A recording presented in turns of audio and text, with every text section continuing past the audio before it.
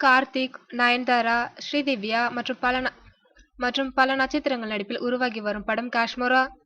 இதற்குத்தானே ஆசைப்பட்ட பாலகுமாரா படத்தின் மூலம் கவனம் பெற்ற கோகிலின் இரண்டாவது படம் இது. இடையில் சில பிரச்சனைகளால் இப்படம் பாதியில் நின்றது.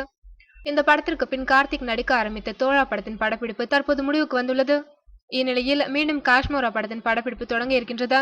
சுமார் 60 கோடி பொருள் செலவில் உருவாகி வரும் காஷ்மோரா கார்த்திக் நடிப்பில் பெரும் பொருட்செலவில் உருவாகி வரும் படம் என்பது குறிப்பிடத்தக்கது.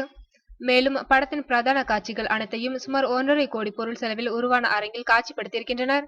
இப்படத்தின் காட்சிகளை 15 அரங்குகளில் காட்சிப்படுத்தியிருக்கின்றனர். இப்படத்தில் சுமார் 4 கெட்டப்களில் கார்த்தி நடிக்கின்றார். அதில் ஒரு கெட்டப்பிற்காக கார்த்தி மொட்டை அடித்துள்ளார். இதனால் சமீப காலமாக எந்த ஒரு விழாக்களில் கலந்து கொண்டாலும் தொப்பி அணிந்த விழாவிற்கு வந்து செல்கின்றாராம்.